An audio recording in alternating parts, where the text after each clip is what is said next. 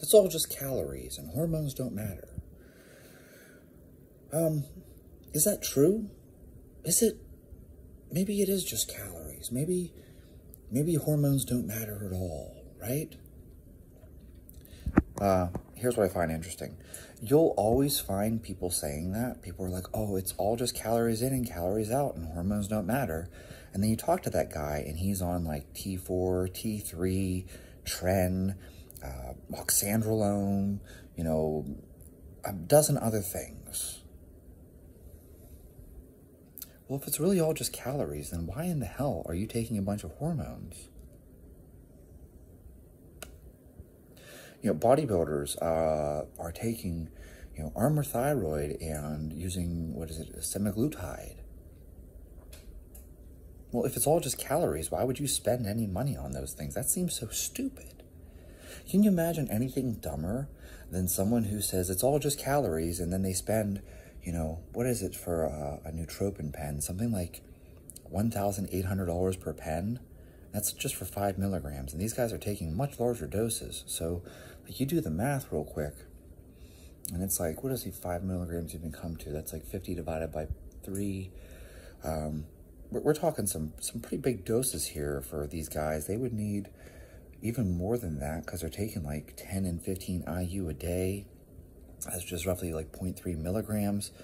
So like you start running the math real quick and you realize even at just 10 IU a day, they're going through 3 milligrams a day, which is apparently a low dose for bodybuilders. So you figure, yeah, you're probably going to need to have like 6 of those. So like at 1,800 per pen and you need 6 of them, that's what you're using every month. But I thought you said it was just calories. Why would you spend that kind of money on growth hormone if it's all just calories? This is like the guys who tell you it's all about, you know, the steroids don't help. You know, you just have to eat and lift weights. You're spending thousands of dollars on drugs that don't work. Why would you do that? I don't understand. You've chemically castrated yourself and it doesn't work. It doesn't do anything for you. Why would you do that? Why would you spend the money and why would you deal with the side effects? Why would you chemically castrate yourself if these things don't help? You know, it's like Mike Israel points out, steroids only add 5%, creatine adds 10%. Well, shit, why would anyone use steroids then? But yeah, you know, it's all just calories in and calories out. Hormones don't matter. Yet, when you listen to these bodybuilders talk about how they lose fat, they take all these hormones. So if hormones don't matter, why are you taking hormones? Why are you injecting hormones? Why are you using growth hormone? Why are you using semaglutide? Why are you using testosterone and tren and oxandrolone? And apparently there are cutting drugs like DHT drugs that do different things than a 19-nor. And, well, shit, those are all hormones. DHT is a hormone. Testosterone's a hormone. You know, levothyroxine is a hormone. Cortisone is a hormone. Growth hormone is a hormone. All these different peptides that people are using, they work through, hormonal pathways. Something's not right there, is there? So, you know, people will tell you it's all just calories in and calories out and hormones don't matter, and yet we know very well that hormones do matter. Also, insulin. There is something you guys, I recommend you look this up. It's called diabulimia. So it's like the word bulimia, but dia, as in diabetes, diabulimia. Type 1 insulin, right? Type 1 diabetics need insulin. And if they stop taking their insulin, they get really, really skinny. They can't store fat. Wait, that's weird. So that would almost imply that insulin plays a role in fat gain or even weight loss. Low insulin, not having enough insulin, causes you to lose weight. Yeah, so I just find it really interesting because you hear these guys say it all the time. You know, and what triggered this whole thing was I saw a post about how keto is so stupid because you can't gain muscle on keto. And then in the comment section, they're going back and forth, and the person who posted this saying that keto is a bad diet and you can't gain muscle on keto, then goes on and says, yeah, well, why does weight loss occur on keto? Because there's a caloric deficit. okay? So if I have a caloric surplus, I still can't gain? That doesn't make any sense. If all it comes down to is a caloric deficit is what causes weight loss, then all it comes down to in the opposite direction would be that caloric surplus causes weight gain, right? It's that simple. But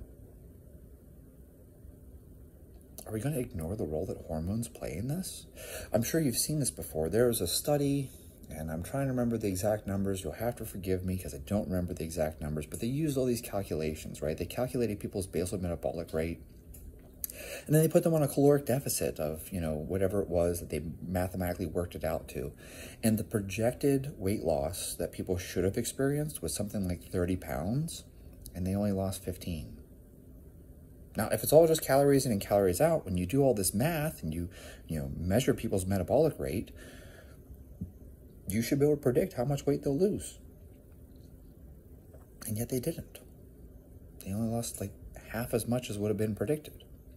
Why does that happen? Well, you already know why that happens, but for those of you who are new to my channel, we'll discuss this. As you lose weight and you restrict calories, your body simply downregulates its metabolic rate. So if you're currently, maintaining your weight at 3,000 calories a day and you suddenly cut it to 2,500, okay, you're going to lose weight for a bit, and then your T3, T4, things like that will start to adjust. Your NEAT, your non-exercise activated thermogenesis, that's going to decrease. You're going to have less involuntary movements. Like, you don't even think about the fact that you're tapping your foot or moving your fingers around, or maybe you're like me and you're constantly moving your eyebrows up and down.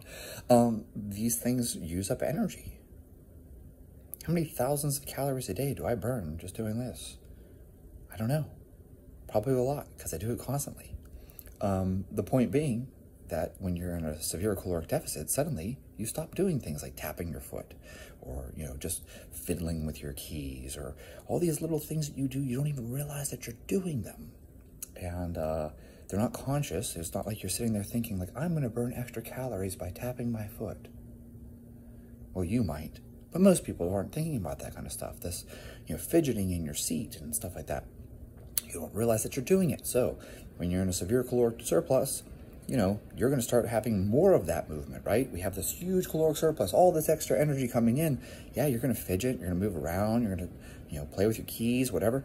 When you're in a caloric deficit at the other end, all those little things that you don't even know that you're doing, you stop doing those as well. So you stop that thing where you tap your foot or fumble with your keys or whatever it is that you're doing.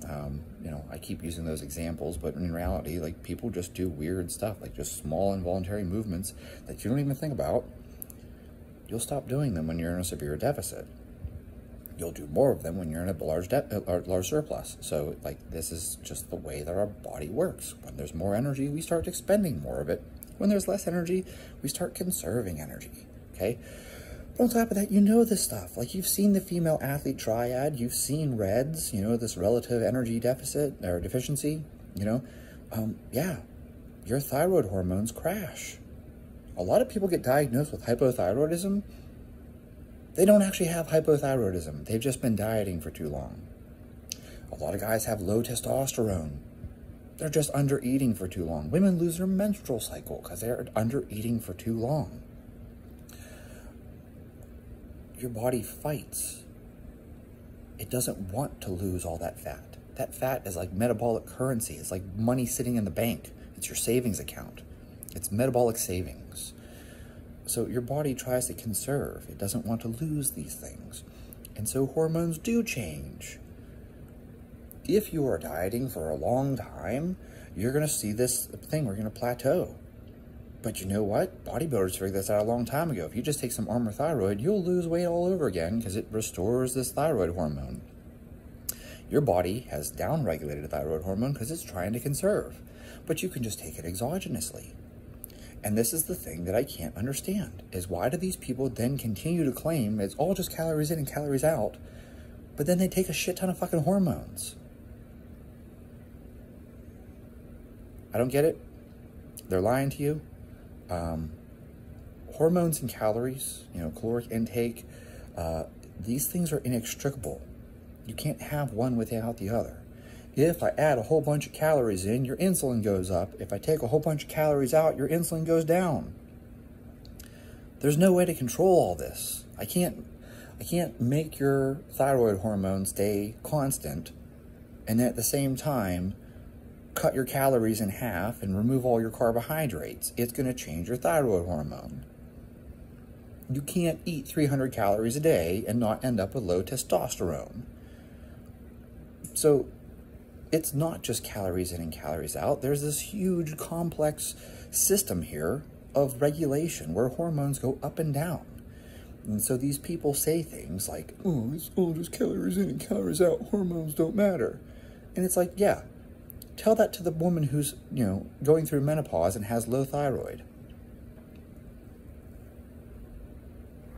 Like, what the fuck are you even talking about at this point? Like, you don't even understand basic endocrinology. So it's just a really weird thing to me that people say this kind of bullshit. I wish they wouldn't. And it's really, I feel like it's actually insulting. It's actually insulting to tell a person who's struggling to lose weight, it's all just calories in and calories out, because it isn't. And this hasn't even touched on the other half of this whole equation, which is that eating is a behavior. There's a whole psychological side to eating, and you have satiety hormones like leptin, and you have hunger hormones like ghrelin, and there's dopamine, and there's serotonin, and there's all these other things that are going on. Like, it's so much more complex than people want to make it. Oh, it's just calories in, calories out, just eat less. Thank you. That's like telling people, the secret to getting rich is to just make more money. Yeah, make more, spend less. Make more, spend less. Well, if I make $10,000 a year and I keep cutting my spending, I'm still only making $10,000 a year. I'm not going to become a millionaire. There's only so much you can cut, too. You still got to pay for rent. You still got to pay for food. Like, you're living on nothing but rice. And you're living in some shit-ass apartment that costs, $200 a month. And it's got 200 square feet. Okay. You're still only making $10,000 a year. How do you live on that? You're not going to become a millionaire. You're spending less. Oh, we'll just make more. Yeah, how much more? Oh, I got to $12,000 a year. Well, I'm making more. I should be rich by now. Like that. It's that insulting. Here, let me tell you the secret to getting stronger. Just keep putting 5 pounds on the bar every week. Like, eventually you're going to squat 2,000 pounds, because if you just put 5 pounds on the bar every single week, it's progressive overload. Obviously, eventually you're going to squat 2,000 pounds. But it doesn't work like that. So in any case, calories in, calories out, hormones. The answer to this question isn't that it's, it's all just calories in and calories out. Obviously it's not. Hormones play a huge role in this, and it's inextricable. You can't change calories without changing hormones. And you can't change hormones without changing your energy expenditure. You throw a whole bunch of thyroid hormone in, and your energy expenditure goes up. So there's your calories out.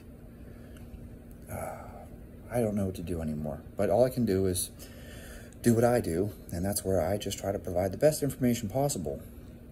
And so as the fitness industry continues to lie to people and sell them promises and bullshit, be sure to buy my green tea extract, link in the description below. Use my coupon code. It'll magically make your butt fall off, and it makes your dick bigger. Green tea extract, be sure to buy it. Use my coupon code, and Merrick Health and all this other stuff. Buy my electrolyte crap too, LMNT or whatever it's called. Use my coupon code. We keep selling people bullshit. And the reality of the situation is that no one wants to just explain how things actually work, because either I'm going to take the benefit of the doubt here. Actually, I was going to say, they're too lazy, but I'm not. I'm going to give them the benefit of the doubt. I'm going to say that people don't understand. So people oversimplify things because it sounds good to just say, oh, it's all just calories in, calories out. And it's reductionist, and it's myopic, and it's incomplete. And all I can assume is that they don't know any better. But the reality of the situation is, and this is the part that the videos, I'm informing you. I try to be informative.